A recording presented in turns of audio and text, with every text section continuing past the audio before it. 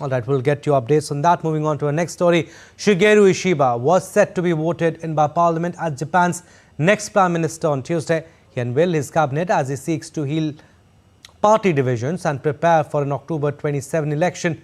The 67-year-old former defence minister, who won a close-fought contest to lead the ruling Liberal Democratic Party last week, is virtually assured of being formally designated Premier due to his party's majority in the Parliament.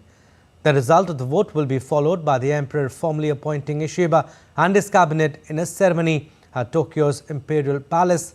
Ishiba is also expected to hold a late press conference on Tuesday. All right, we'll go across to DD India's Akshay Dongre. He has more information on this. Good morning, Akshay. Leadership change in Japan. Kishida and his cabinet ministers will resign, allowing Ishiba to be formally elected in a parliamentary vote and subsequently form a new cabinet. Tell us about Ishiba's ideologies, Akshay, his policies, what went in favor of him. Well, Ishiba has been part of the Liberal Democratic Party, the same party from where Fumio Kishida, former Prime Minister, and Shinzo Abe as well are from. Now, talking about the background of Shigeru Ishiba, he has worked at the World Bank. He has been the Minister of Defense, as you have rightly mentioned. He has also held portfolio of agriculture and fisheries, which is a very crucial portfolio for a country like Japan, with a limited, land masses to feed all of its population, so they have to really make innovations as far as the food output is concerned. So we are looking at a person who has been associated with the Liberal Democratic Party. In fact, in 2008, he had also challenged Shinzo Abe, the then Prime Minister, for the premiership of the Liberal Democratic Party. Though unsuccessful, now finally, the consistent efforts of Shigeru Ishiba have yielded result. He has, he has called for snap elections and now, has become the new leader of the party. Now, that brings out about a lot of changes in the Japan's structure as far as the political structure is concerned.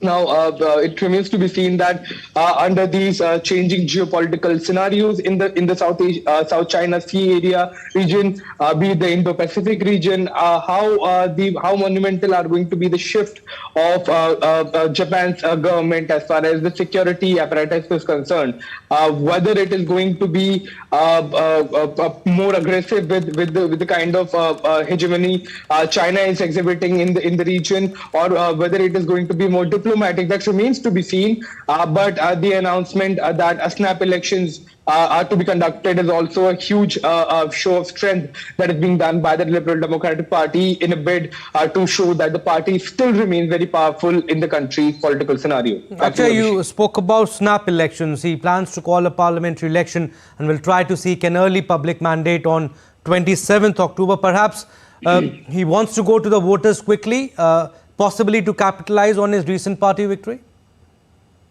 Well, absolutely. In fact, and also to ascertain, to the people of Japan as well, that the Liberal Democratic Party remains a powerful force. There have been allegations of, infighting inside the party. There have been allegations by the other opposition parties that leaders are fighting against each other. They are more concerned about power instead of about Japan's the crisis Japan is facing. To ensure that the party, to showcase rather, Abhishek, to showcase that the party remains united and there are no issues within the party. There is no infighting within the party. The party remains a strong force against the opposition. It seems to be this is the reason behind this announcement of snap elections. Akshay, last question before we leave you. You spoke about shift in Japan's government. Ishiba now faces the challenge of addressing domestic discontent over rising living cost. Tell us, what are the other challenges he's likely to face? Well, yes, increasing living cost is one issue. We have seen in the previous months that the markets of Japan have not done really well. In fact, Japan has been one of the most impacted markets when it comes to the share market in Asian region. Now we are also looking at a population crisis, Abhishek. There have been efforts done by the governments, consecutive governments, to repopulate, especially the rural areas of Japan. The government has in fact brought in a lot of incentives to repopulate these areas. The birth rate is declining in Japan. The death rate is rising. So all of these are primary concerns, and as the birth rate decreases and as the population gets older, the once economic powerhouse of Asia is actually looking at a decline in the upcoming years, and that remains a concern for the Japanese leadership, irrespective of the party lines. Back to you. Spouses to use different surnames also. All right, Akshay, we'll leave it at that. Thank you.